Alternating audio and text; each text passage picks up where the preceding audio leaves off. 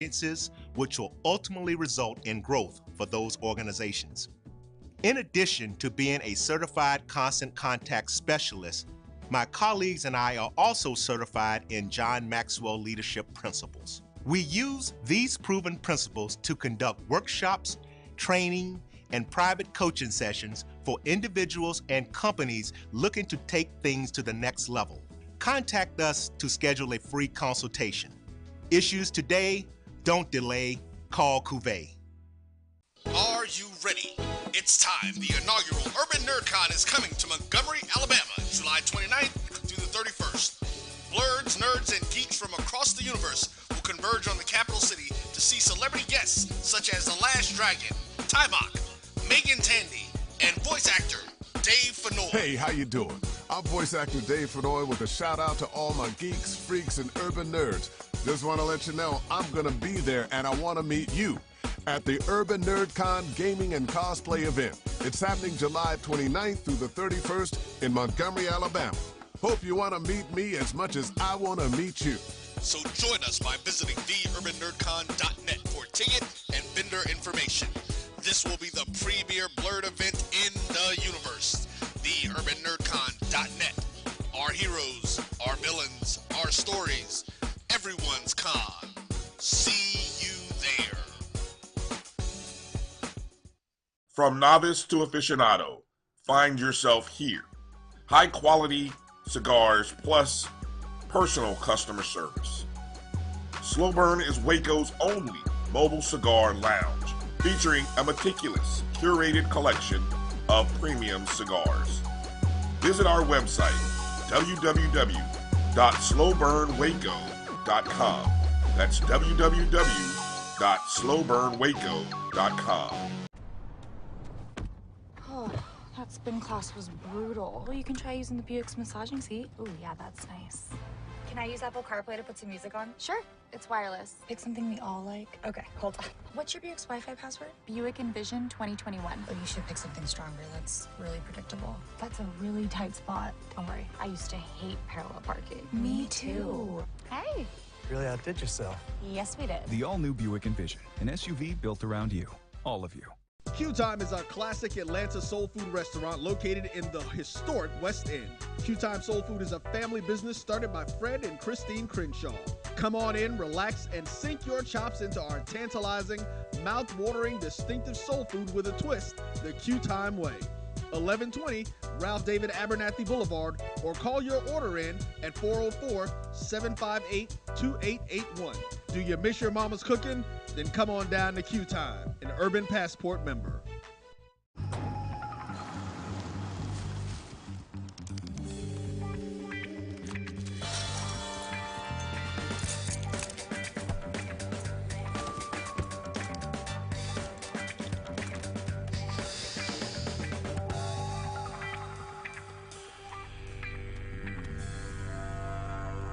For 5-star backyards, Yellowwood brand pressure-treated pine.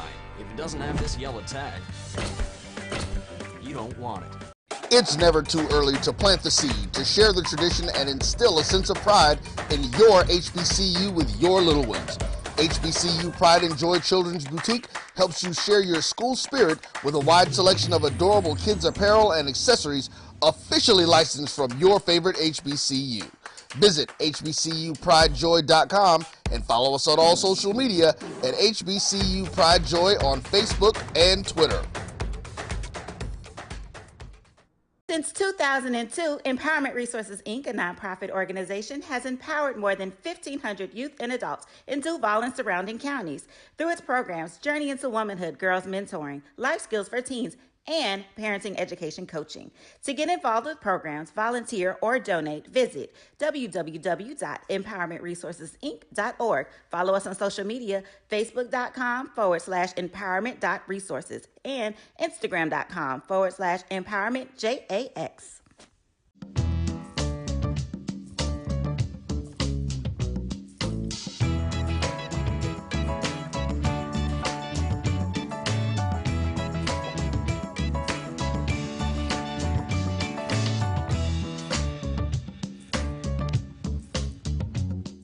For 200 years, Montgomery, Alabama has been making history.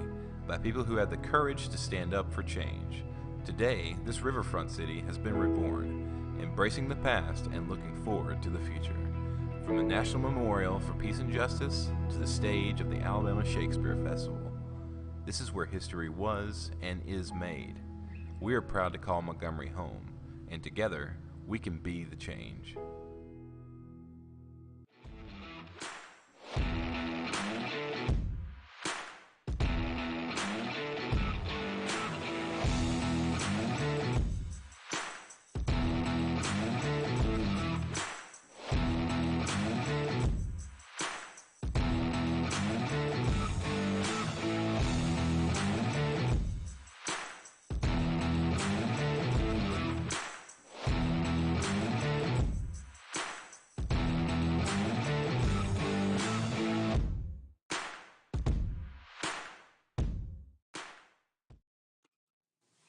Good day, good people. Once again, you've got the grumpy old nerds in your ear. As always, it is I, your elder who watches way too much TV and movies and reads way too many comic books. I am your Uncle John, joined by a wide array of characters and outcasts and misfits, although it seems to only be one other person out here with me today, so that's fine.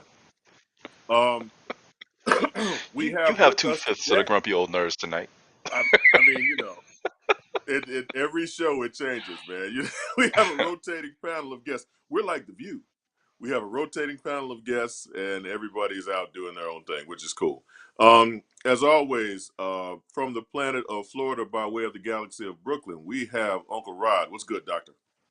What's up, good people? So we got people dropping in and dropping out. It's almost like a game of Marvel versus Capcom, where you got the helper person jumping in and doing their thing and leaving. There you go. So let's see who jumps in tonight. Yeah, let's see who shows up. So possibly Uncle Percy will join us, not from the booty chair, but Uncle Percy is on the road doing things that retirees can do since they don't have a steady job. Auntie Nicole and Uncle DJ will not be joining us tonight, but we wish them well, in particular Auntie Nicole, who works in the health services field. Peace and blessings out to you. We thank you for your service, and we know you got a lot of stuff going on. Absolutely. And as always, behind the ones and twos, we have Uncle Roy. What's going down, sir? Hello. And there's the voice of God. All right. So, as we proceed to give you what you need, I would be remiss if I did not come forth and bring to you that I don't have anything to be remiss about today. Ha. So there. Uh-oh. Yeah, I know, right? I should be upset about something somewhere. I'm feeling I'm letting people down by not being upset about something. But I'm not feeling upset all about right? anything. I know, right? There's Uncle Percy. Hi, Uncle Percy. Okay, all right. So we've got Uncle Percy. If not in voice, we have him in picture. So let's begin this exciting adventure today as we talk about the Amazon Prime show known as The Boys. Now, I have a love-hate relationship with The Boys, as I have explained before, because although I agree with the writing and the acting is spectacular, sometimes the storylines can become a little pornographic in terms of their violence. It's like just, blood porn, where when people die, they die ferociously. And they die Blood and guts. Yep. Yes, there's blood and guts everywhere. And although we still have that in this latest episode, I have to say this latest episode was one of my favorites because although there was a lot of exposition, a lot of stuff happened to the characters, it moved the story along and it didn't seem gratuitous. And once again, we spoil shit on this show. Uncle Rod tries to hold us back, but I really do. It's Wednesday. The show comes out every Friday, and you should be watching this shit. So if you don't, too damn bad. Uncle Percy's raising his hand. Looks like, oh, we got lights. All right, now we can see Uncle Percy. I like the T-shirt. So The Boys. So in this latest episode, we have a couple of things going on. First and foremost, we have what seems to be forces who are conspiring to overthrow Homelander. Homelander, being the Superman analogy of this show, is clearly out of his damn mind.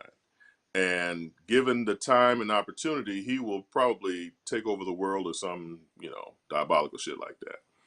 And Butcher, who has joined forces with Soldier Boy, looks like he now has the wherewithal and the might to actually pose a physical threat to Homelander. I'm jumping around a lot in my description of the show this past Friday, but again, I really enjoyed this because not only did we get what looks like a viable threat against Homelander, but we have some tension within the heroic, and I say that with air parentheses, heroic forces on the show that will probably tear them apart. What's your take on it, Uncle Rod? Well, I mean, you got a lot happening on that last episode, and Yeah. in addition to the blood and guts and the carnage, like you said, you have Homelander going basically out of his mind. You see him slowly but surely unraveling, and basically getting out of control. And when you have somebody like that that's out of control, that's extremely dangerous. Um, as you mentioned before, you have Butcher joining forces with the newly freed Soldier Boy, with his new abilities, thanks to the Russians and their science. And like you said, you now have a viable threat to someone who can actually take Homelander down. And you also have as a side plot or subplot, you have the Butcher's faction, slowly unraveling because they're realizing that maybe they're not all fighting for the same thing anymore. And you also Right. have another side plot with A Train, which I think is problematic, but yet at the same time interesting. And I'm curious to hear your thoughts on it. So the A Train subplot, first and foremost, I'm a little not disappointed because I'm surprised that we're even getting this subplot. And I don't even know if this is a subplot in the comics. But A Train in particular as a character, he was the one who actually kicked off this show.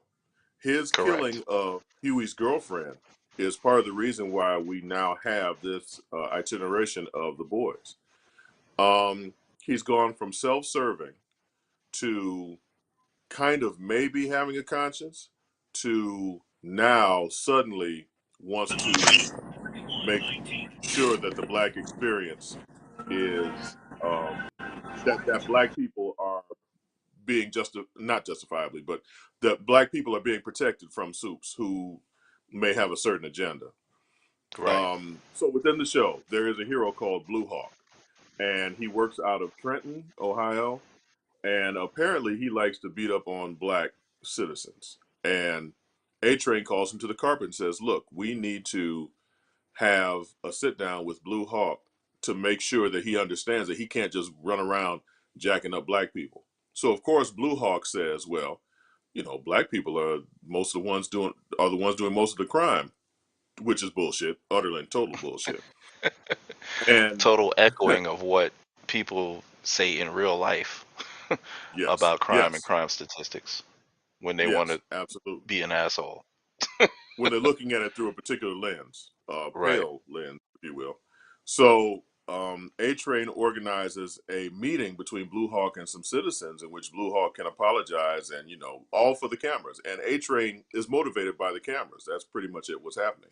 At one point during this season, A Train changes his uniform from his standard blue to a hodgepodge of African kente cloth that looks utterly ridiculous, and we've talked about that before.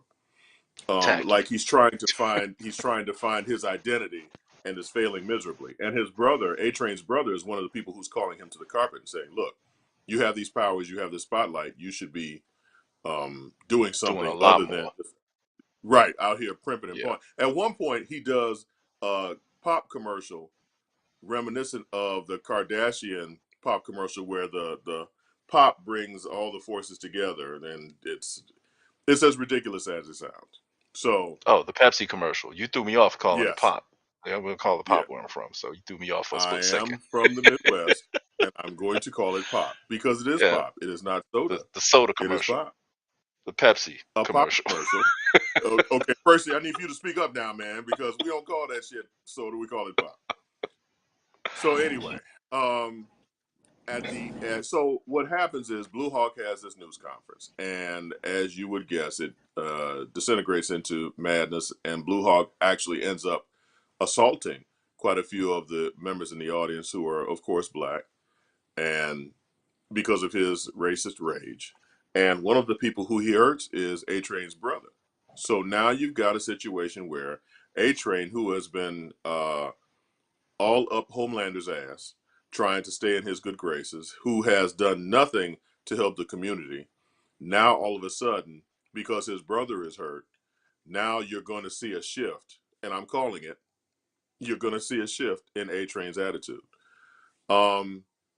There is an outcry from the black comics community that we want we want us to write our characters, not saying that only black people can write black characters. But when you don't have black people writing black characters, you get storylines like this. Because like for real, it becomes disturbing because A Train was a sellout. I think I can call that. A Train was a sellout. And now the only way he can get redemption is by his brother being hurt, maybe possibly paralyzed. And that, when they say representation matters, that's not the representation we're looking for. That's not what Yeah, we're looking for in terms of black heroes. and we'll see. We'll talk about that a little bit later on with another show. Yes, Lord. But it becomes problematic because you have so few on a show like The Boys. You have very few characters. You have, and I'm about to get on my big black soapbox. Thought I was gonna say something else, didn't you? Nah, I was wondering where you was going with that. The first two adjectives. You've got A Train, who is a sellout, and who essentially only does it for the money. You got two black characters, A Train and Mother's Milk. First of all, Mother's Milk. The brother's name Mother's Milk. Now, Right. in the comics, that takes on I don't know if they're going to do this character like they do in the comics. In the comics, he's called Mother's Milk because he gains there's something powerful about his mother's milk, and as a grown man, he's still suckling from his mother's teat. And there is this whole. Have you read that far into the comics? No. Yeah. and that's the reason that he's called Mother's Milk, and this isn't a spoiler because this is in the comics. Right. He gains power by he's still sucking on his mother's breast. So How is she still lactating, man? What's John? I'm going to Yes. jump in. Yeah. Looks like we have us a guest. Oh wow, that's a hell of a. We have Miss Adele Simmons who's joining us. Hold on a second. Let me get her in here. Okay, wow. Hey, here we go. Yeah, Marvel that was vs. a hell of Capcom. a Jump segue. in. Yeah, it's a hell of a segue. Let's see if I can get her picture here in the correct place. Let's see. We know Nicole's not coming tonight. Hold on. There she is. But yeah, that whole thing with MM is like leads me to a whole nother set of questions, and I don't know if I'm ready for the answers. Exactly. So, ladies and gentlemen, we are more than happy and proud to welcome Miss Adele Simmons to the show. How are you, ma'am? Hello, I'm good. Hey, how you doing? Pretty good. How you doing? All right, all right. Well, I believe we're much better now that you have joined us, ma'am. Oh, well, like hearing that. That sounds good. I know Nicole is going to be upset that she missed this one because she actually, as much as she's a Star Wars fan, I think she would definitely love this. So, to give a little background, John, I guess I'll go ahead and do that because we weren't expecting Miss Simmons to be in, but she is one of our guests, of course, at the Urban Nerd Con that's coming up. And, of course, you'll see her picture pop up here right next to her very shortly. And she is part of our Star Trek track, where she was, okay, and I always say it wrong first time, and then I have to look at it. You were in the associate director, correct? No. See, I did it again. I've been looking at this thing for 4 months, and I never get it right. So, what was your title again? I came to Star Trek at the pilot encounter at Farpoint as an assistant director trainee. I had gotten into the Directors Guild of America training program, and I worked with a assistant director on Dynasty. And when he got hired to come over and be the first AD on the pilot of Next Generation, he brought me along with him. And so 12 seasons later, it's history. Now I was. So I was an assistant director. Okay. Yeah. She was the assistant director, the only assistant director, if I'm not mistaken, to make it the entire series of the show. That's right. And then you moved over to Voyager. I did. Yeah. I did. Nice. But, Voyager was great. It was the first time they had a woman on the bridge as a captain. It was a terrific show, but there was nothing like putting together that Next Generation series and watching it all kind of coalesce, and people coming, people going, getting it to run like a well-oiled machine. And Paramount does not suffer fools easily, if at all. And so I considered myself really lucky to have had such a long run with that franchise, 12 seasons, and seeing how it really organically came together and became such a success. So Mr. Dell, can you speak on the pressures of the Next Generation, seeing as how Star Trek, the original series, was so beloved? What kind of pressure were you all facing to make sure that the Next Generation was something that people would appreciate? The pressure wasn't as great as you might think, because nobody thought the show was going to go. Everybody thought, okay, we'll get 9 episodes, we'll get 13 episodes, and then that's over, and everybody goes look for another job. So it was really just kind of like relax and have fun, make it work, hang in there, enjoy the experience, and to everybody's amazement, it was renewed season after season after season, and really caught on with the public. I know Patrick Stewart, who played Captain Picard, said he was so sure it wasn't going to go, he didn't even unpack his suitcases for 6 weeks. So he was ready to head back to the UK. So, so there wasn't that kind of pressure to be successful. It was just get it done, and it was just such a wonderful group to work with that. It wasn't the pressure that was later on Deep Space Nine and on Voyager, because then they had something they had to live up to. They had to live up to Next Generation. So I was just very lucky coming in when I did. So now I'm a Trekkie, and I'm off screen, so this is Roy. But, you're right. The crazy thing about the Next Generation is that it was such a transformative show, and it brought the new generation of Trek fans into something that they could I guess relate to in a sense, because the older shows, that was more of the cult following with the original series. So you said everybody was thinking, oh, okay, yeah, we'll be here a couple of months, we'll do what we're gonna do, and then we'll go going. Was it did you have to get into season 3 or season 4? When did you all realize, okay, so we might have something real special here? Well, I'll tell you a secret. The 1 or 2 members of the cast who smoked cigarettes, they all quit smoking after the first season. When they realized, oh, wait a minute, this is gonna go. This is gonna work. Okay. Okay. Does that answer your question? Yep. What exactly are the duties of an assistant director?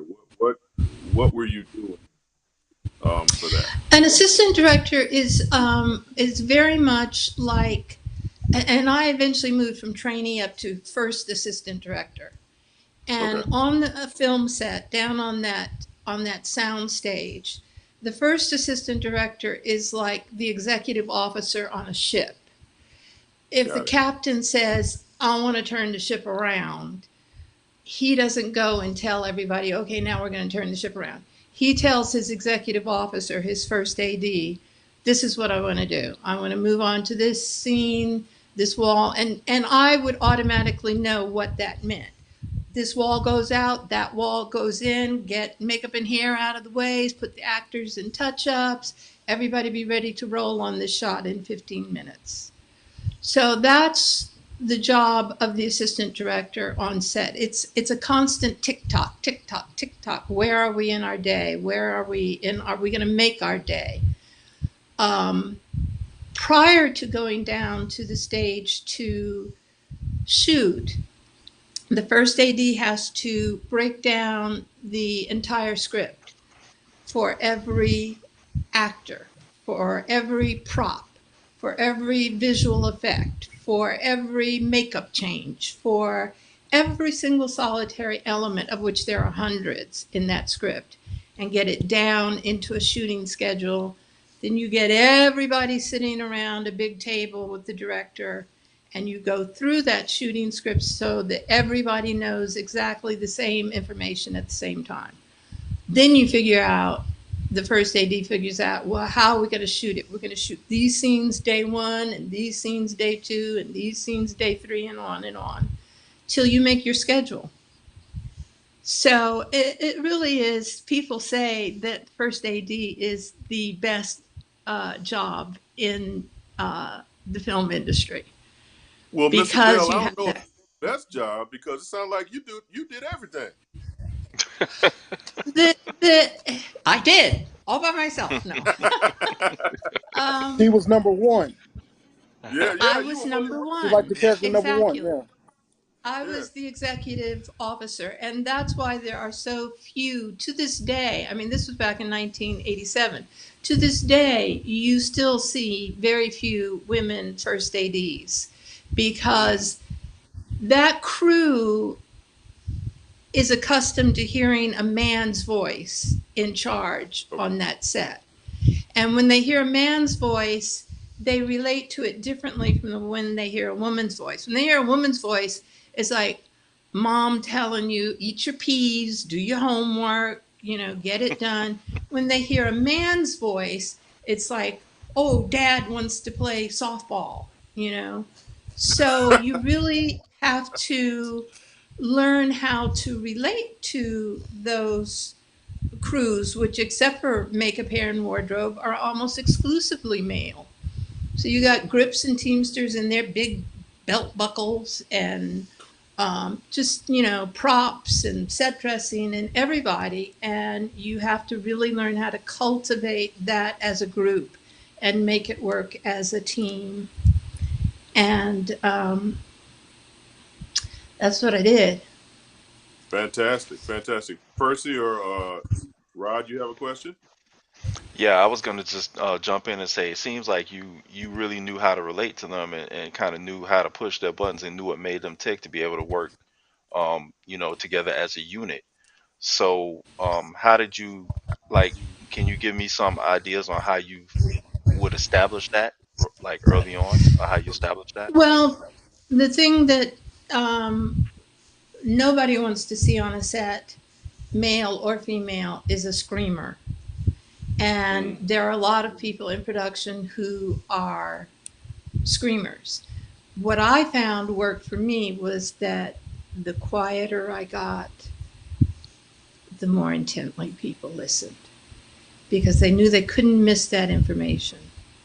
So when I needed it quiet and I needed people to pay attention, I did the opposite of screaming. I dropped my voice down as low as I could so that people had to pay attention. if they were going to know what they were supposed to do first. Well, you know, And Mr. Dale, Rod is a coach, so I'm sure he's taking notes on how to coordinate. oh yeah, yeah. When you screen, people just want to do this. Yeah. But Yeah. when you like, when you talk in a normal tone of voice, talk directly to people like you're talking to people, it works. Nice. And then I had the support of the crew.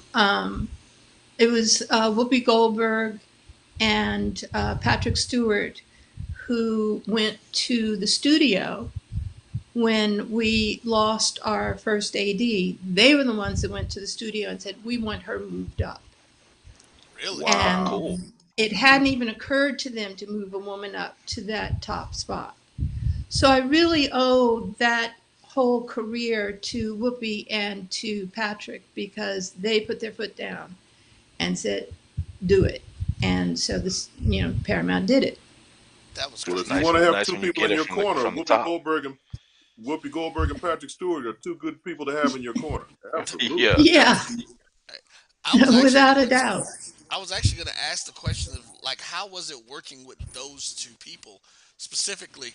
And what did they do? I know they named a character or something after you in the series. Tell us about that. Well, they named an off-camera character after me. There was a reference in the script to Captain Picard's favorite aunt, who would make him some kind of tea, and it was Aunt Rebecca.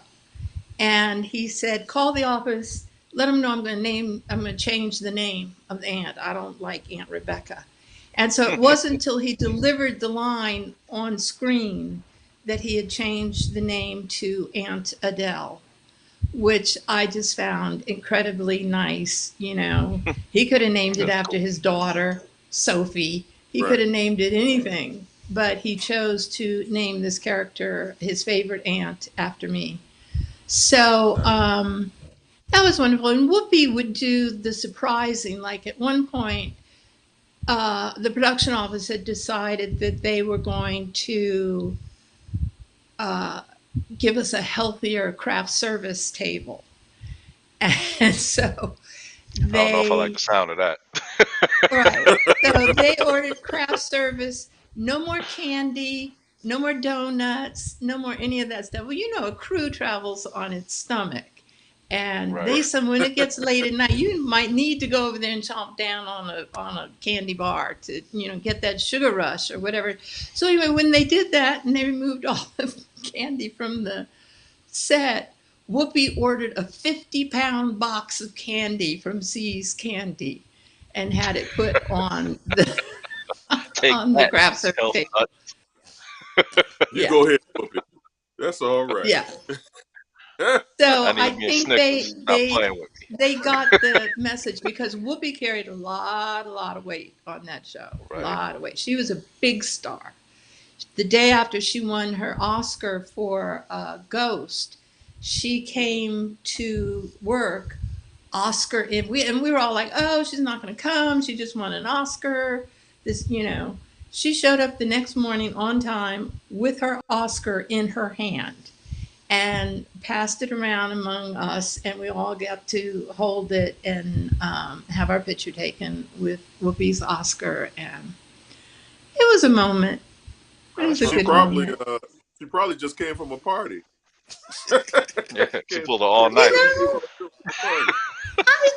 don't think Whoopi parties like that. She's a very private person, and she likes who she likes. She hangs with who she hangs, and she's not out there on the party circuit. She didn't look like she'd been partying to me. She looked like she slept 8 hours, ready to work.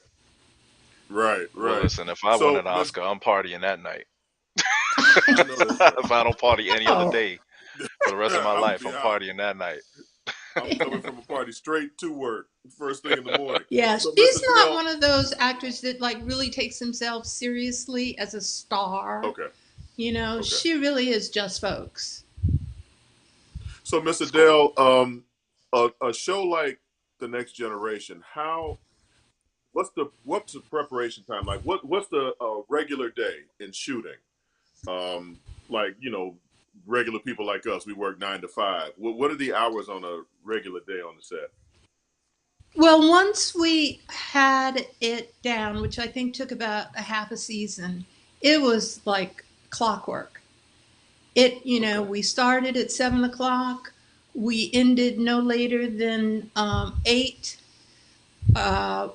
maybe 9, because I would schedule either a 12-hour day or a 13-hour day or a 14-hour day.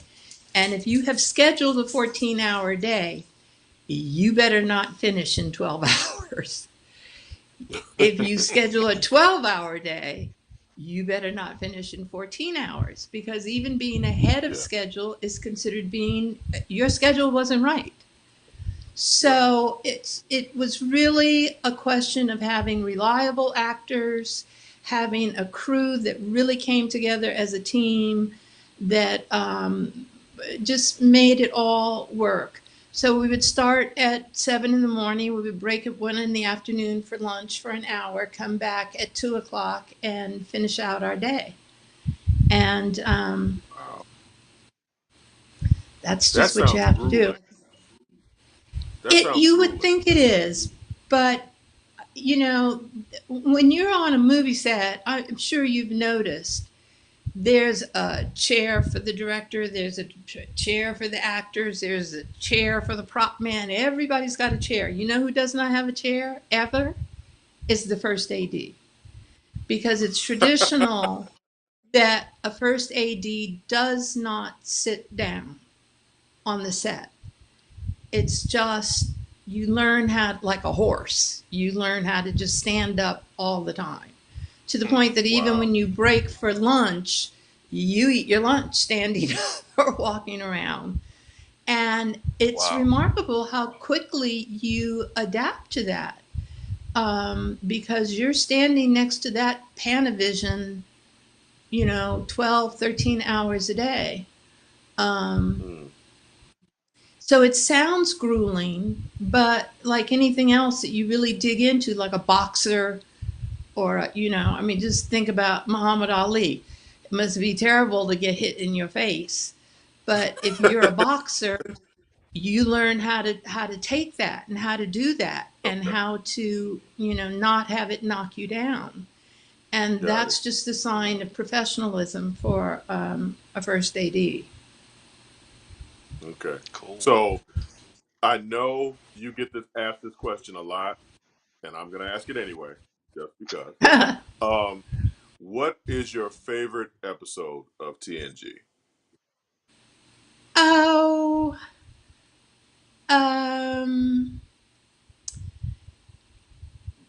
probably my favorite was my toughest episode. It was an episode that Patrick Stewart was directing, and he was still a relatively new director.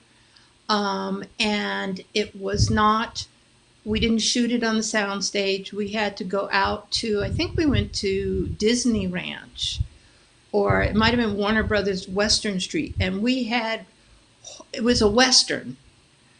And we had runaway horses, and we had a saloon shootout, and we had wardrobe changes, and we had multiple Data characters and multiple wardrobe, and we had a crane, and nobody thought back at the studio that we were going to make this day. We made that day. So nice. That was a really exciting, and Patrick gave me a wonderful picture that's actually here somewhere on the wall behind me to commemorate that day and making that day, and we both came out looking good. Nice. Excellent. Yeah. Rod, Percy? Well, I wanted to ask, recently we've had some controversy as of late where in the Obi-Wan Kenobi miniseries where, a lot of people were getting really upset about this young lady who's a young lady of color who's one of the villains in the show. And I know Star Trek, it seemed like Roddenberry really wanted to create this whole idea of a utopic society, or at least one that one of multiculturality, and it was pretty much like the norm. So I just kind of wanted to get your thoughts on how the show Star Trek in general. Do you see it still kind of living up to that, or do you see any changes since then in terms of Now, are you talking about the multiculturality? show or the production? In terms of the show, like the vision that was kind of set forth. Yeah, I think that Gene's original vision of Wagon Train to the Stars was just a brilliant concept, because that's what these voyages turned out to be. And they centered on these individual characters, and to have two African American principal characters was typical of Gene to take it one step further than, having one token African American, which is what a lot of shows were doing at that time. And he was genuinely, and you can't say this about everybody, you just can't, but he was genuinely a visionary. He was genuinely, I don't know if colorblind is the right term, but he didn't see color barriers. He really envisioned a time when the planet would be a lot different than it is right now. Unfortunately, his dream has held good for the series, but turn on the news and Quite different. Reality is a whole other situation. Right. Yes, Lord. Yeah. Yeah. So now we've talked about TNG, and there really weren't any expectations when that came on the air. But by the time Voyager got on the air, you had to have some expectations, and there had to be a certain amount of pressure for Voyager. Can you speak on that? That there was pressure, I think, on the cast, on the actors. There was no pressure on production, because we had done this for 7 years in a row. We knew exactly what we were doing and how to do it. And but the actors, I think, had a sense of having big boots to fill. And so I think there may have been that kind of tension. Yeah, you got Scott Bakula trying to follow in the footsteps of Patrick Stewart, just in terms of that regal. No, Kate Mulgrew. Oh. Kate Mulgrew was. Kate Mulgrew. I'm sorry. Yeah. I'm getting too many tracks. I'm sorry. Yeah, don't get cut, John. Don't get cut. Yeah, I know. but with Kate Mulgrew, go ahead. I'm sorry. I'm sorry to interrupt, but yeah. So also with her being a woman, now that's a whole nother ball of wax right there, right? Yeah, it was, but she was so good at that. She just stepped right into that very fine point that she had to embody, of being both this leadership person and still feminine. Because what I was saying about how you run that film crew are the same principles that really you want to try and embody when you're running a male space crew, where you are able to talk to people, still be feminine, still, get the job done. And she did that perfectly. Nice. And what was interesting, because I'll give you one little tidbit. She was not the first female captain. The first female captain for Voyager was the actress Geneviève Bujold. You may have seen her in the movie Anne of a Thousand Days with Richard Burton. Really? Yeah. She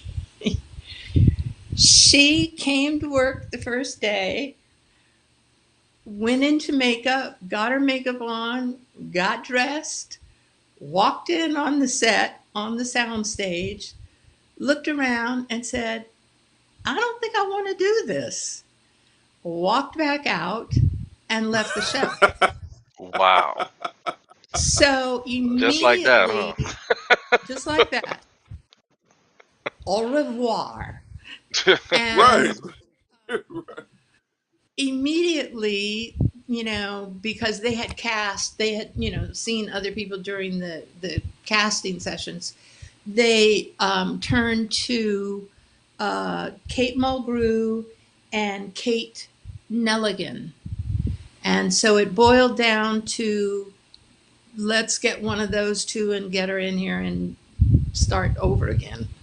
Wow. And so Kate Mulgrew was the one that was available. And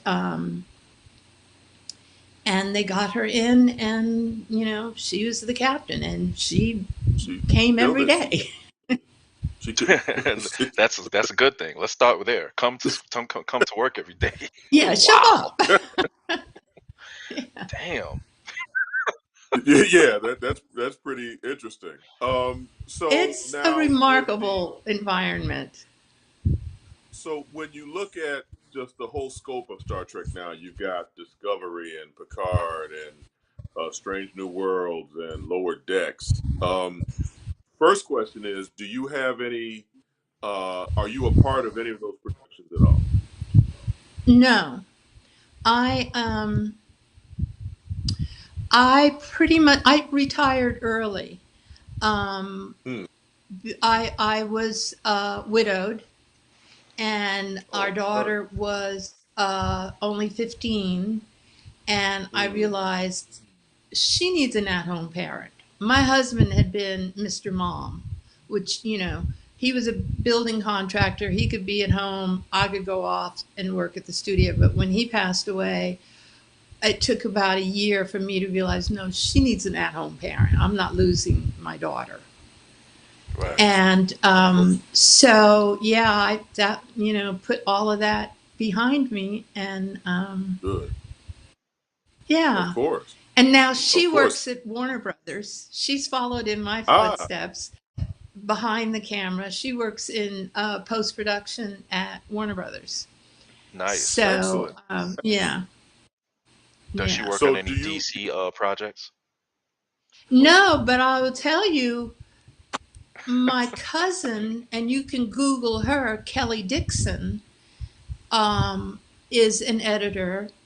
She is a big time, and she won the Emmy for editing Breaking Bad.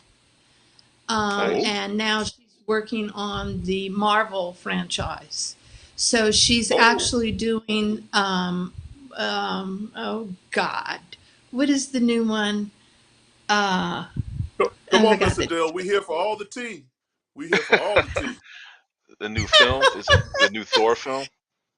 No, it's the new, and I'm so embarrassed. The new. Oh no! Don't be embarrassed. Just Marvel? Come on with it. Is it one of the TV shows? Is it Ms. Marvel? Huh? Is it one of the TV shows? No, it's one of the movies. It's the say Wakanda Forever. What was the one that was set on Wakanda? Yeah, Black Panther. Black Panther. Black Panther. Okay. Oh Lord, she's on Wakanda Forever. Oh Lord. Yeah.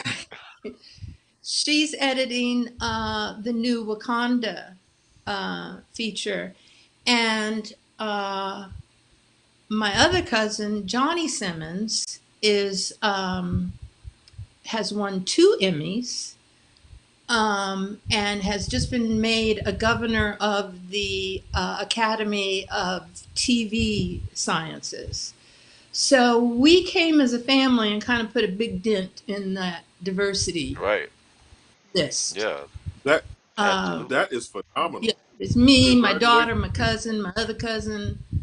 Yeah, no, congratulations to you and your entire family. That's spectacular. That was going to be one of my questions, Mr. Dell. Because again, we're talking about 1987 when the Next Generation comes out. I'm not sure. I don't know if we got into it. Was it 2 or 3 years before you became the first assistant. What was it like? It was 4 years. Okay. What was it You like go from back trainee to second AD to key second to first AD. Okay. So, what was that like, being able to move up and to be in that position? Because I mean, at that time, you had to be what, one of maybe two, or were you the only one who was having that position as a woman of color? When I first hired on, I looked through the ranks of the DGA at my contemporaries, the women that I knew. I knew all of the women of color who were first assistant directors and production managers. And of those women, I was number 10 who were able to work full time and support themselves. Now, there were always seconds and, people who worked a day here, a day there.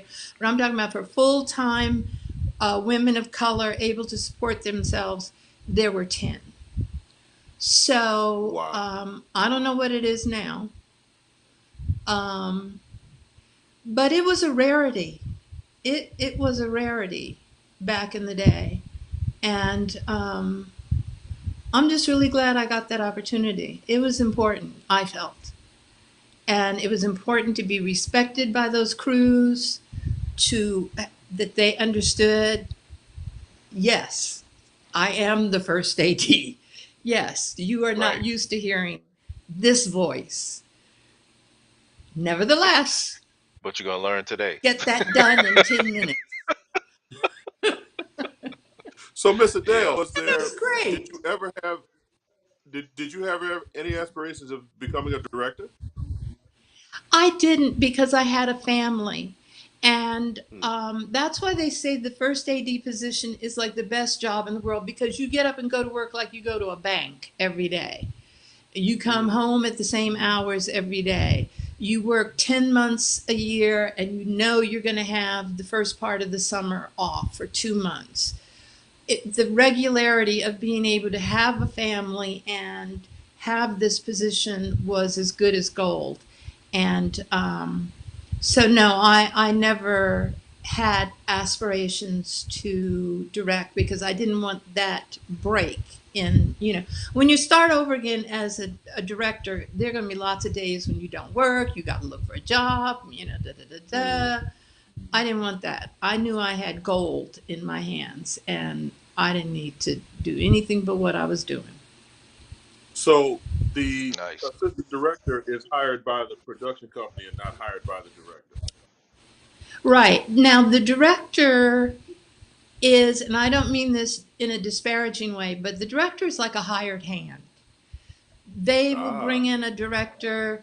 He may not even, he's got to make a little cheat sheet so he remembers what the actors' names are, He's pretty much a stranger until he's done 2 or 3 episodes. Whereas that first AD is there for continuity, show after show after show after show.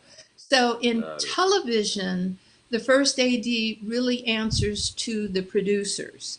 We assist the director, but we're answering to the producers. If we're late, if we're early, if the director didn't make his day, if there's a problem, that's on me. In feature films, it's a little different. The first AD is hired by the director, because there's only one for the entirety of the film. So the director hires the first AD, and the first AD is answerable to the director. So that's the difference in the structure between TV and feature films, and the hierarchy. And you're sending out a production report every single day that is read and looked at by every single executive at the studio. Oh, wow. Every single executive at Paramount knows you made your day.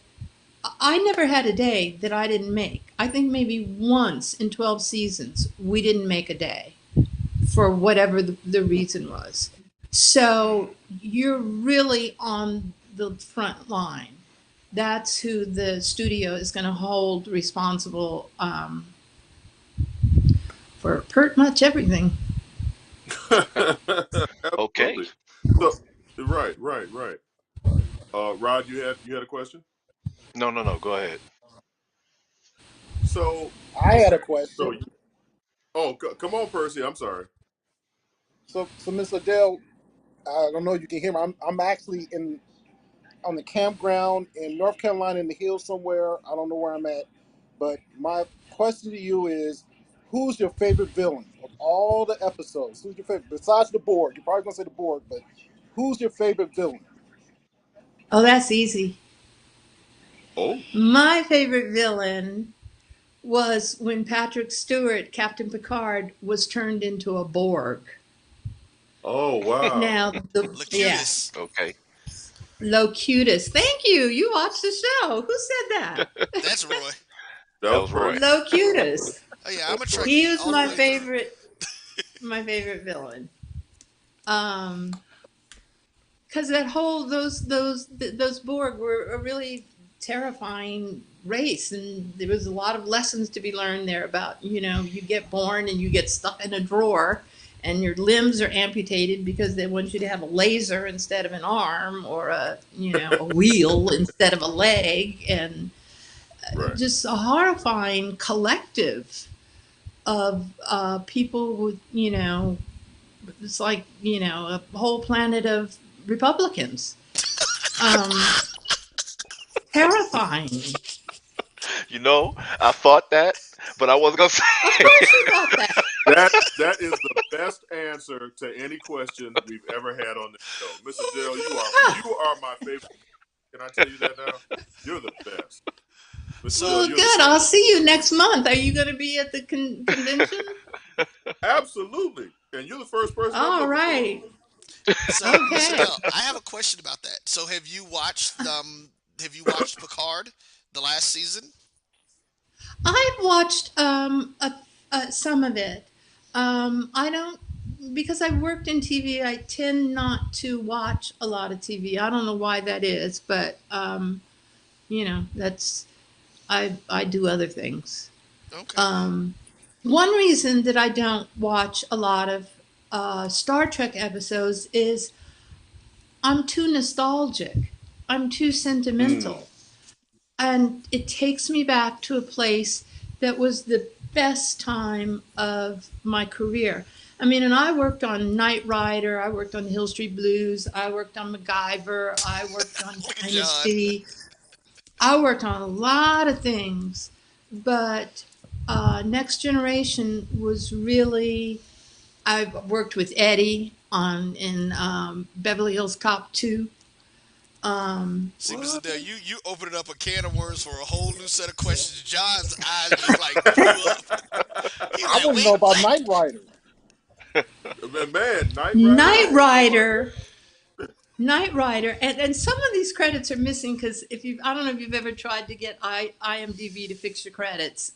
It's a nightmare. But anyway, I believe it. On Knight Rider, that show was totally driven by adolescent male energy. And what a surprise. David Hasselhoff, you know those bottles of red hot sauce, Louisiana red hot sauce? Yeah. Mm-hmm. Okay. David Hasselhoff bet, I don't know if he was a grip or a teamster, or he was a fool, but he bet him $100 to drink an entire bottle of Louisiana red hot sauce. And that man did it. So this and then went to the bathroom. And then was sick all over the place.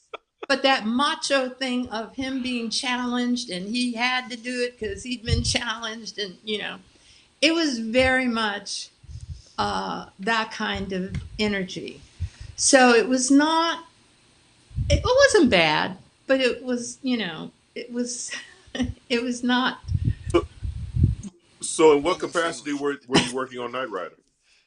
I was still a trainee. I was basically the third assistant director. And as a trainee, the first day you show up on set, your first day ever as a trainee, they hand you a radio and a clipboard and tell you go. So you're thrown into the pool, into the deep end of the pool immediately. And you better be able to figure it out. And so that show was fine, but it wasn't as much fun as Dynasty and working with Joan Collins and Diane Carroll. We about to get the tea for real right now. Come on, Mr. Dale. Yeah. Spill it all. Dynasty, man. I just remember it was, but I remember watching Dynasty and I was looking like, white people are crazy. That's the only thing I thought. Yeah. My mom used to watch that. So Thursday and Friday nights were our CBS nights. And so my mom used to watch her Dynasty on Thursday, and then Friday we turned right around and watched the whole Dallas and Incredible Hulk. So yeah, I remember that Diane Carroll and Joan Collins and all that stuff. Yeah. Mm-hmm. So Mr. The Dale, thing that impressed. I have to ask, was there when Diane Carroll came on to Dynasty, because she came on later in the series, if I'm not mistaken. What was that like? You're right. What was that like for her? Because there wasn't any color on that show before she got there. Well, she was such an accomplished star. You know, I lived in New York as a little girl, and I remember her on Broadway in No Strings. And so I knew what a big, big star she was. And I think what kept there from being pressure on her was that there was so much pressure and antagonism between Joan Crawford and, what's that woman's name? Linda Evans? Who played Linda Evans. Sorry, Linda Evans. There was an episode where Joan Collins and Linda Evans had to get in a fight and fall in like a lily pond pool and blah, blah, blah. I remember that. That was for real. That was for real. I'm telling you, they could not wait to have at each other. That was one of those troubled shows where you were always behind schedule because Linda would not come to, when camera was ready, Linda would not come to the set until Joan was on the set. And Joan would not leave her trailer and come to the set until Linda was on the set. So we would have to like split up and go lie to both of them and tell them, oh, Joan's on the set, oh, Linda's on the set. And then they would both rush to the set. But yeah. What was the issue between the two of them? What was the problem? Just, you know, this is an industry that runs on vanity, on ego, on money, on privilege, on power. It was pretty well documented that Linda Evans was not happy that Joan Collins, had been introduced to the show in the second season. She, rightly so, felt like, I'm the star of this, I'm the queen of this up in here. And so when they introduced Joan Collins and she was such a phenomenal success, it must have been difficult for Linda Evans. So there just really is this competitiveness in this industry where, you know, if I have the opportunity to claw your eyes out with my bare hands, I just might do it because you are infringing on my territory. You're infringing on my celebrity. So, and I can't say a bad word about either one of them because they were both as nice as pie to everybody else.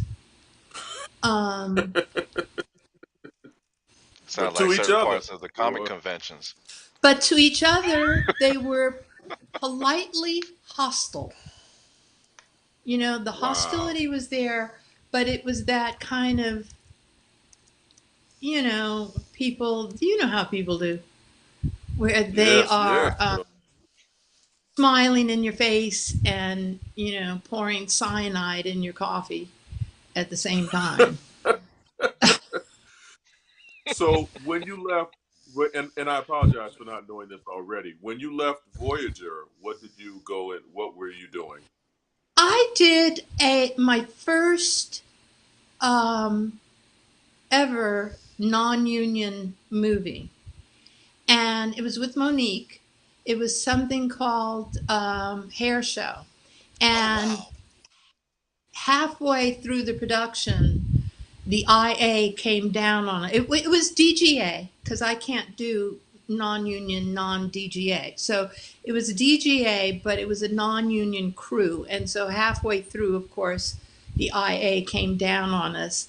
We were out shooting somewhere in the valley, and all of a sudden there's a dozen cars from a dozen different unions descending on us, shut production down, and went into immediate on-the-set negotiations. Now, it may have been planned that way from the beginning because that movie had an African-American director, an African-American star. It was basically an African-American production. Right. And so because we went in as a non-IA, non-IATSE crew, we were able to admit a lot of permit to hires. So a lot of young African-American men were hired as permits. And then when the show got flipped by IATSE, all of those people were admitted to the union. So, yeah. So there was a grand scheme. It was kind of, I don't know how many people were aware of what was getting ready to happen or what was going to happen. Got it. But the thing is, it was something that was being shot during hiatus. So there were not a lot of other productions going on. We were dragging a Titan crane around with us from location to location for a week. So it wasn't difficult for them to figure out where we were. And Right. They showed up en masse. And it just so happened that the head of the GRIP lead man for the GRIP union, their representative, had been our GRIP over on Star Trek. So when he saw me, a man named Edmund, and he and I had always been friends. So when he saw me, I pulled him aside and I gave him the 411, and and they were able to flip that production easily. So I guess about 15, 20 people were able to join various different unions, props and sound and grips and drivers, and it was a good thing. It was a good thing. Yeah, it turned out well. So with going back to the Next Generation, when exactly did you know that it was a hit? Now, you had worked on Knight Rider and you had worked on Dynasty, two wildly popular shows. When did it occur to you, like, okay, was it before, while it was still in production, or after it's in the air, you were like, okay, we're really onto something? I thought from the very first minute, this is going to be a hit. Because back in 1967, when I was in high school, every Thursday night, I was glued to the original Star Trek. And so to jump ahead 20 years, and here I am. I'm really doing this. My very first day when I got hired, the producers told me, okay, well, when you get a minute, go down on the stages. We're on stage 8 and 9 and 16, and take a look at the sets and start getting familiar. So I went down and I went on stage 9, and there was the set for the transporter room, right? So I get up on the transporter pad, and I couldn't help myself. I had to say it, beam me up, Scotty. What I didn't know was that the special effects guy was tinkering around with, the machinery behind the set. I didn't know he was there. And when he heard me say that, he threw the lights on. And I was like, oh my God, it really does work. Right. So It was inconceivable to me that that show was not going to be a big hit from the beginning, just because I had loved the show, Star Trek. And here I was now. So it was pretty amazing. When you got to Voyager, did you catch that same vibe? Again, I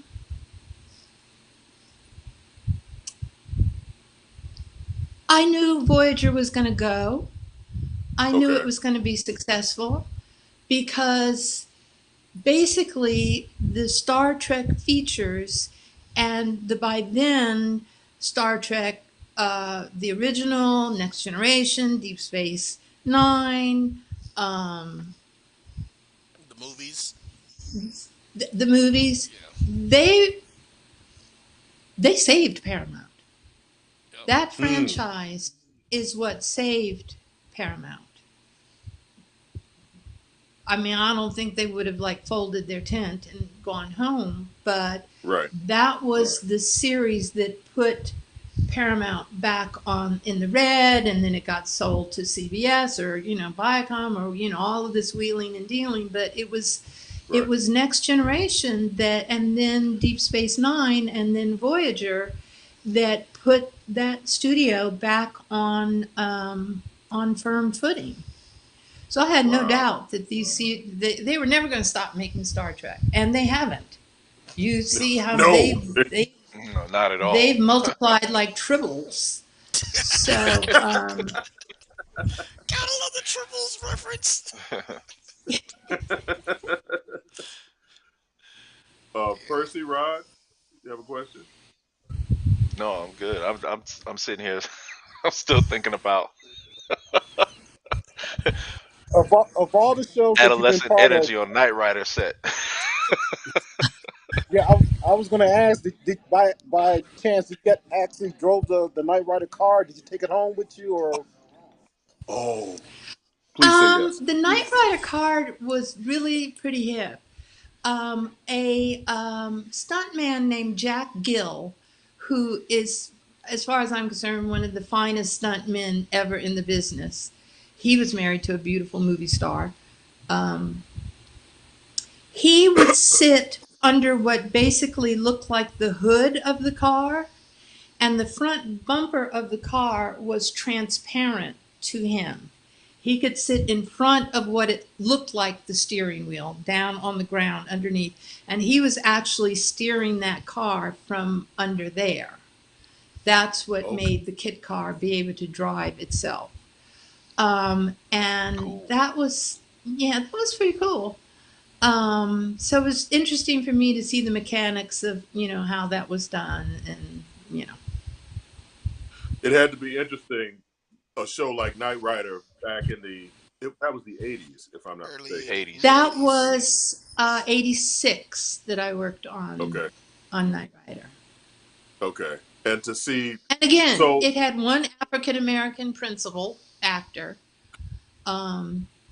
Did they? I don't even remember them. Yeah, his name was Peter. Nice guy. His name was Peter. He was one of the regular cast. And, they were trying. They were trying. Yeah, when they came, when Knight Rider 2000 came back, that's when they added more color to it. And that was when the quote unquote street gang came in and took over and helped rebuild KITT. And I forget the brother's name who played the main guy who was a part of that crew, or who was the head of that crew. But they're very, very little color in the shows back then. Yeah. But that's go ahead. We've come a long way. A long way.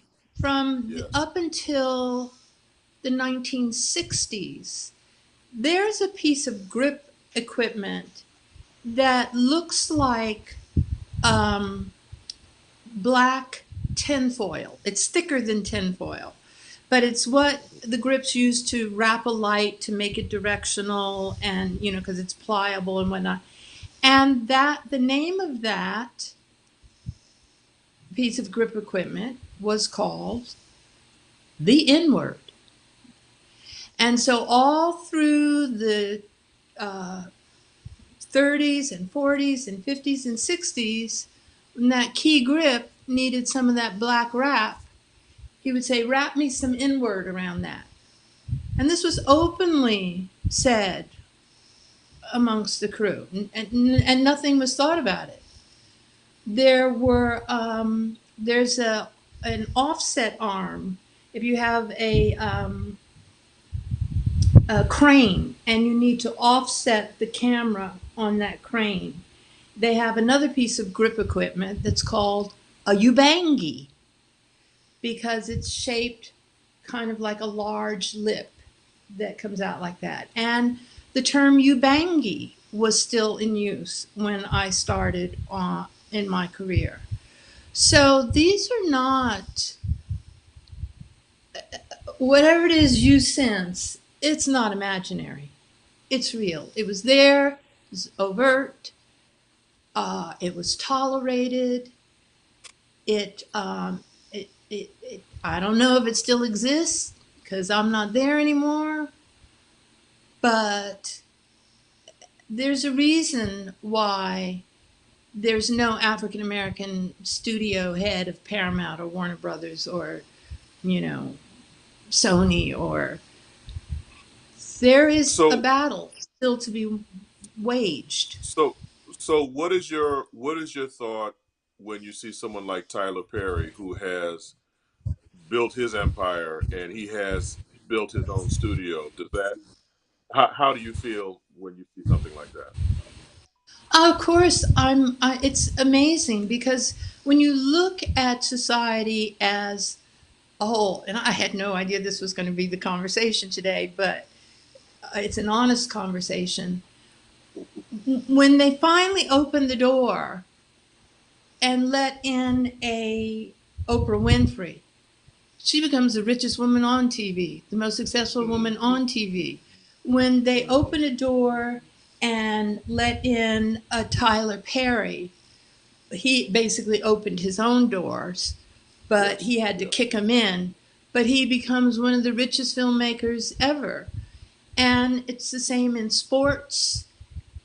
When we're able to kick that door down and get in there and are allowed the opportunities that traditionally minority people have been denied, you don't see very many Asians on a movie set. Right. Or, we prove ourselves. We prove ourselves for exactly the reason that Oprah talked about, because we work harder, we work longer, we are willing to put forth that extra effort, because that's the only way we're going to make it, is if we're better than everybody. We can't be as good as. We have to be better. And fortunately, we're capable of that. Oh, wow. Absolutely. Absolutely. But Mr. Dale, that was the word right there. You know what? Percy, Rod, any more questions? Or Roy, any more questions? No, ma'am. No, sir. Because I think I can wait till next month. I mean, okay. Yes. First and foremost, you have just made me even more excited about the NerdCon to get to meet you in person, because you are a wealth of information, and we've been doing this show for a while now, and I can honestly say this is my favorite by far. And I sincerely appreciate you coming on and talking to us. It's been a blast. It really has. Yeah. Good, good. I learned quite a bit tonight. Yeah. Yes. It's important. Yes, absolutely. Well, I thank you all very much. Mr. Dell, thank you so much for joining us. I was going to fuss at Roy because we didn't know you were coming. And I wasn't. I didn't either. We were trying to do the interview earlier today, and we weren't able to get it in. So I didn't know she was going to come on live. I was given different links, and the link that I tried was not the right link. It wouldn't let me in, so I had to go through a series of links. So finally, I got to this link, and it let me in. Well, Mr. Dale, this show is an adventure unto itself. So, as it should be. Nerds. We are so Good. happy that you were able to join us. And please, if you enjoyed this interview, July 29th through July 31st in Montgomery, Alabama, we will be at the Urban NerdCon. All this and more. This was a blast. Thank you, Miss Adele, for joining. Oh, thank you, grumpy old nerds. I can't wait till Yes, the ma'am. panel. Thank you. I can imagine like some of the conversations and just hearing some of the stuff that you've done and so much of the things that you've done. Young women who are interested in getting into this, and especially young women of color who can look back and when they may not get an appreciation for some of it at first. But if they're anywhere near our age group, so if you're talking anywhere from say maybe late 30s to 50s or 60s, Beyond. mid-50s. Well, I'm 72. Well, but see, that's my thing. Their parents, like some of these young ladies, Fine may go as you home want to be, girl. and they may talk to their parents. My battery is about to give out, so if I disappear, it's because my battery's about to give out. Well, then I'm not going to pontificate anymore. We're just going to look forward to having you come and see you in Montgomery. So we are super excited and we're looking forward to it. Oh, good. Me too. All right. Yes, Take ma'am. care. Take care. I'll see you Take care, then. Miss Bell. Thank you. Thank you all so much. Bye-bye. Bye-bye. How do I get out of this? So, He's just hanging up the phone. Somebody open the door. Let Miss Adele out. Bye. Bye. Bye-bye. So, yes, that was Adele Simmons, an absolute treasure. Wow, that was fantastic, man. I'm speechless now. I don't know what else to say. That was great. Yeah, It's gonna be I really- wasn't it's gonna be expecting. really I was cool. looking at the thing and I'm like, who is that in the corner? I was like, So she just clicking on links and just showed up, just popped Right. in. Just Wow. bang. Just, hey, everybody, how you doing? Wow. Okay.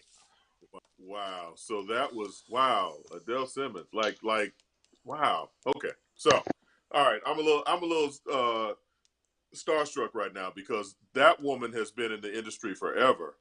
And to come on and talk to us and be so easy to talk to and so easy to interview, that was fantastic, man. Man, we had a whole list of stuff. I don't even feel like talking about that stuff.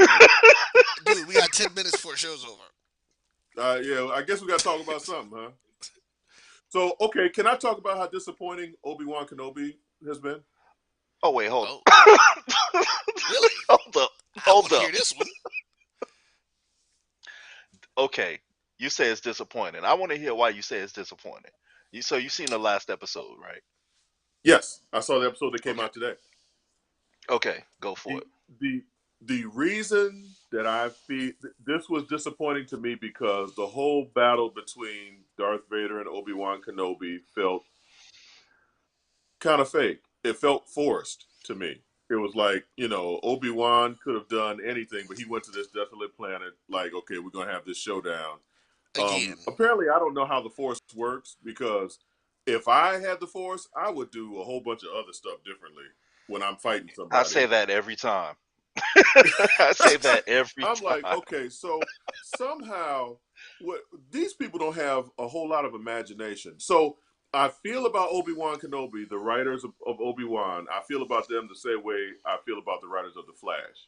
Whereas growing up in the comics, The Flash was a scientist. Barry Allen was a scientist, so he used his powers differently to battle foes. The answer for the Flash TV show is run faster. No, that's not exciting. That doesn't do anything for me. So it's like whenever someone uses the Force in battle, it's like, okay, throw a rock. And there's no imagination behind it. So or push that was disappointing. I still don't know why Reva was chasing Luke around. What was she going to do with him? Was she planning on killing him? Yeah, that was. She was planning on killing him. Yeah. Why? Oh, so she knows spoilers. that Luke is. Yeah. Does she know that she heard that at the end of episode 5, the little recording? That's when he realized that he had left something. Yeah. When Obi-Wan was like, he doesn't know he has a son. He doesn't know he has. He a son. doesn't know. Obi-Wan knew, and he had it on that little recording. So she just mad at everybody? She said, "You know, I'm No, gonna no, kill no, no, no, somebody. no. She I don't was care." gonna. She was. That's probably part of the reason why she didn't do it. Besides realizing it was wrong. I mean, just to kill this little random kid. Um, She should have realized it was wrong when she first thought it. right. But no. So yeah, she I think that's what it was. She remember, you got to think about it. She had spent the past 10 years with this plot on her mind to kill Vader. Right. And that shit didn't work out. At all. Poorly executed. Right. So it was like, okay, she's still in her anger space, especially after he had just like pimp slapped her around and stabbed her in the gut. Like, yeah, go away. You weren't important, blah, blah, blah. So she was still in that anger space. And when she heard the thing, she's like, oh, he got a son. I'm going to go kill his son. That's going to be my revenge for all of the Padawans that he killed, my friends and my family. So, yeah, and then the No, I find Jedi it and her interesting. stepped up. I find it interesting that when you're raising kids in a temple and teaching them the ways of the Jedi, like it never occurred to you that, hey, this has happened. Maybe I should get better at using the Force so that I can stop these people from doing these things to other people. Like you immediately go into the realm of I'm super angry and I'm always going to be angry at people who I obviously saw fought very hard to survive and fought really hard to keep Right. me alive. But I'm Right. going to be angry with all of them and work with the people who took them down. Like that whole process, I mean, I guess I could kind of see it, but at the same time, I think that's kind of That's one of the flaws they had. twisted. Yeah, I think Yeah. it's one of the flaws that they had, and honestly, that whole, and I don't know if, and no, actually, I do consider it a Jedi flaw, that whole dogmatic, and that, which is funny because Palpatine was right. They have a dogmatic view of how it's supposed to work, and you can't have this attachment.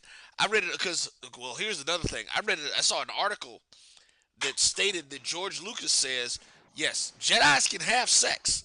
So they can drop off plant stuff all across the galaxy. They can't have attachment. So it was the marriage stuff that really got Anakin in trouble, apparently, from a council's So perspective. Jedi's can be hoes. You said they what? Jedi's can be hoes. Exactly. That's what I thought. And I'm thinking to myself, it's like, but you're going to take these children away and take them away. I get teaching them the Force, but the parental structure is like probably the most important thing to a child from ages 1 to say 7 to 10. And remember, I think Anakin was like supposedly like what, 10 to somewhere between 10 and 12 when they pulled him. So he was late in the process. They said he was too old. Right. They were saying he was too old to even start the process. I think that's one of the things that I think that they have as a flaw in the whole storyline, the way that they do the Jedi. Well, the thing is, when they talk about the Jedi being dogmatic, the Sith are dogmatic as well, and that's the irony of it. They're both very rigid in their thinking, right? And that's why they're equally in opposition to one another, and they're always going to be in opposition to each other, and different sides until of the same something coin. balances them. Yeah. Yeah.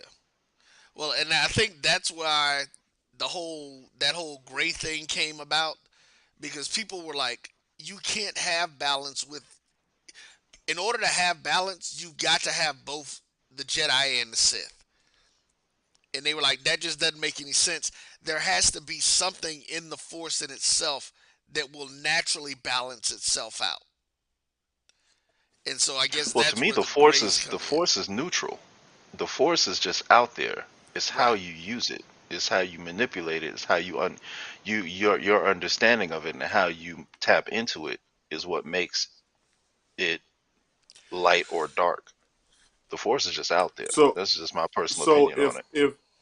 If I'm not mistaken, I saw an interview with Freddie Prinze, and he was saying that essentially the way the Force works is there will always be balance. I guess there has to be opposing sides just to make the story interesting. But George Lucas' vision has always been balance within the Force. So no matter how good someone is, there's going to have to be someone as bad, or no matter how as bad someone is, there's going to be someone as good.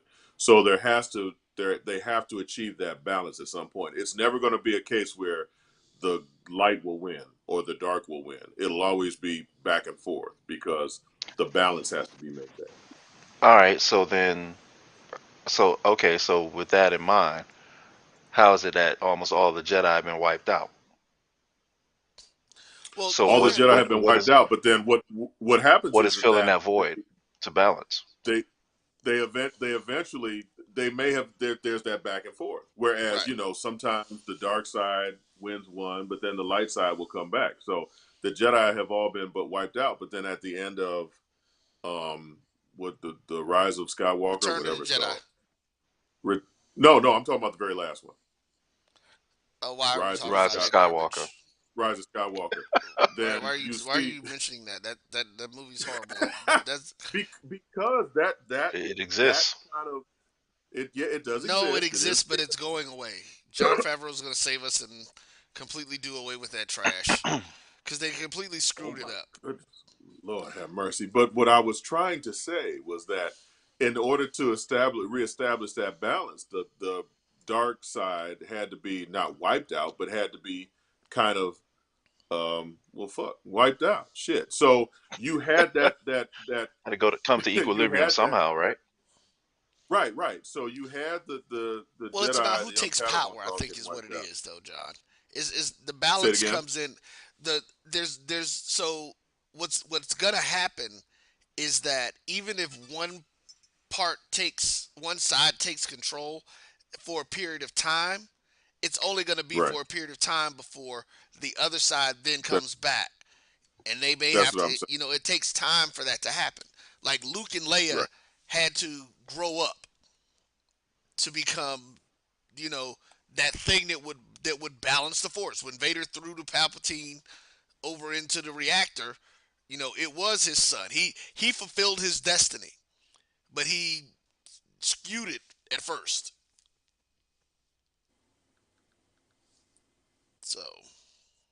So this episode of Obi-Wan, you didn't like it at all, because it just the fight was soft. What else? The fight was soft. A Force pillow fight. Reva, yeah. Reva going after Luke. I get what they were trying to do, but it just didn't ring true to me, just organically within the story. Her fight was with Vader, and it's like, even though she was quote unquote evil, her going after a little kid who didn't even know who the hell he was or wasn't Force sensitive, or Vader not even. How can you get revenge on Vader and Vader doesn't even really know? That doesn't make sense to me. So it was a little weird. Stupid to me. Yeah, because when Vader does find out, say she got away when she did kill Luke, he would have went ballistic. He would have turned over hell and to find that woman, and that probably been a whole nother series after that. But well, I thought it was interesting. They didn't really say what happened with her either. Oh yeah, at this point she just disappears. As most black people in this industry do. Just poof. Poof. So you know what though? Because I think I'm going to tell you, I think they're going to start doing more of that gray, finding ways to bring the whole gray thing in, because they're already doing it. They've already started doing it, because now remember with that last set of movies, that they started bringing just random people who were Force sensitive or who understood the usage of the Force. They actually even did that in several of the cartoons too. That it wasn't just the Jedi and the Sith, because for so long we were just thinking it was Jedi and the Sith who had access to the Force, and so they've been saying no, that's not the case anymore. Because Inquisitors are not Sith, right? So technically, like theoretically, they should be inferior to Sith and Jedi.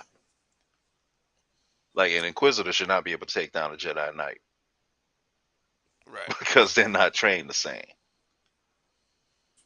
But So whatever. yeah, so Obi-Wan Kenobi was all over the damn place. So yeah. Yeah. But Percy, were you say overall, something? Percy, what's up? No, I'm good. No, I'm good. Okay. Okay. I'll say overall, it was all right. It was all right. There was some parts of Obi-Wan that I did like. Um, the fight scenes I thought were. See, this is the thing. The first lightsaber battle we saw ever was in A New Hope, and it pales in comparison to everything we've seen since. And so we're always going to kind of compare lightsaber battles. You know what I mean? We're always going to Yeah. compare them, even though they were supposed to have happened beforehand. We're always going to look and say, okay, well, this was a lot better. This was a lot better. I remember watching the first time they fought Darth Maul in the Phantom Menace. I was like, wow, so this is what lightsaber duels look like. You know what I mean? Well, Because I even guess even the fight with Vader and Luke in The Empire Strikes Back, that was not as frenetic or as energetic as um, you know, the other movies. right, but I guess my thing is like, no matter what, I'm look. It's hard to try and top that you haven't been able to top a movie that came out in the early '80s. And I'm talking about The Empire Strikes Back because that's still the gold standard of any Star Wars story. Is The Empire Okay. Strikes Back. So you're looking at 30, 40 years of chasing something. And I admit that I have to start looking at these through a new lens and saying, okay, they're still trying to shoehorn all this shit between these 6 sets of movies. So I still say, give me something either past in the future or give me something parallel where I ain't got to deal with the Skywalkers. I give a damn about Skywalkers. They Well, fucked up. I don't care. the video games take place like hundreds, if not thousands, of years before that, like Knights of the Old Republic, stuff like that. Lord It help. takes place long before Phantom Menace. So there's a whole lot they can deal with at that point. And I mean, if they want to, I guess they could go really far into the future as well, past the rise of Skywalker. Stop saying Well, that name. according That to didn't Roy, happen. according to Roy, those 3 films didn't happen. But I believe we've reached the witching hour. Uncle Percy, is there anything you'd like to leave us with? I'm here in North Carolina with my lovely wife, who's looking at me half crazy because we share, we're in the RV together, and so Boy, that's don't about it. have her start beating on the floor again. Right. No, she can't be on. She can't be on the floor. She's close enough. She can throw something at me though. Well, you know what? I'm gonna cut you off so you don't get yourself in trouble. Uncle Rod, anything you want to leave us with? Watch Miss Marvel. I We was gonna talk actually, about that. yeah, I gotta see this. So this episode is better. They bring up some of the most obscure shit, So, but it's interesting how they did it. I mean, and I've been reading comics since I was like 12 years old, bro. And they brought up some really obscure shit on this one. can I just say that when the woman said who they're a part of, that they're jinn and that they're clandestine, I was like, I thought I was the only one who read that comic. To be very honest, When they said that, I was like, really? Yeah, because Alan Davis is one of my favorite artists, and so I would tend to follow artists on the different projects. I wouldn't Right. be loyal to shit. I would follow the artist. Right. And Alan Davis to me was one of the greats of his time, and he wrote and drew that comic, and I was like, clandestine? Huh? So, yeah, the fact that they brought that up, I was like, okay, so they're planning on going in a whole different direction, and this will be interesting to see the fanboys' panties get in a bunch over this. Pay close attention pay close attention to the floor of the tomb in the beginning of the episode. That's all I'm gonna say. Yep. And we could talk about it next week. We'll get deeper into it next week. Yep. Uncle Roy, anything special going on in the network? NerdCon, NerdCon, NerdCon, NerdCon. Everything Yes. NerdCon. July 29th through the 31st, Montgomery, Alabama. You will see us, along with many other distinct personalities from the sci-fi comic book world. Miss Adele Simmons, once again, thank you for joining us, and she will be there. She is a complete treat, and she ain't afraid to spill the tea, which I'm like, we gonna get into it in NerdCon. I'm gonna ask some questions. I'm gonna be real petty. I'm gonna be honest. I don't doubt it. we gonna get petty with Miss Adele.